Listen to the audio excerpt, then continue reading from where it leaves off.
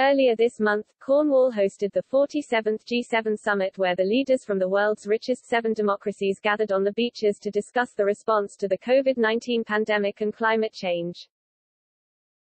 But Jeremy Clarkson was astounded at French President Emmanuel Macron, who he claimed opened up about what he dislikes about Britain.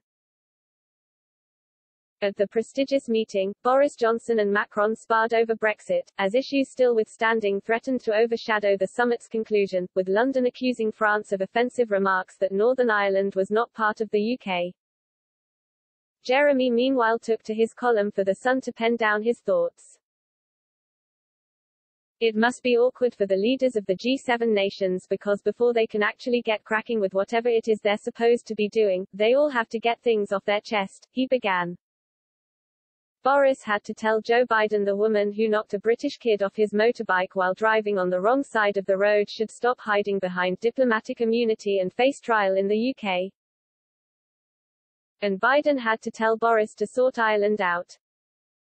So after referring to the Royal Air Force as the RFA, he picked himself up from his latest tumble and launched into a blistering attack. He went on to note that Macron's approach wouldn't be the best way to kick off a party. Emmanuel Macron of France, meanwhile, had to open up with a salvo on all that he hates about Britain, Jezza wrote. Which is everything. Can you imagine if we did this? Started every party by going round the room telling everyone exactly what we thought of them? He added cheekily, I'm not sure the atmosphere afterwards would be all that convivial. Away from politics, Jeremy revealed he's been waiting 6 months for home furnishings for his new house that he didn't realize were in short supply. Due to the pandemic, building developers ran into issues straight away as a shortage of materials meant they couldn't do their jobs. The Grand Tour host has been building his dream home right at the center of Diddley Squat Farm, ever since his co-stars James May and Richard Hammond decided to blow his old one up in an impressive, yet extremely dramatic stunt for the show.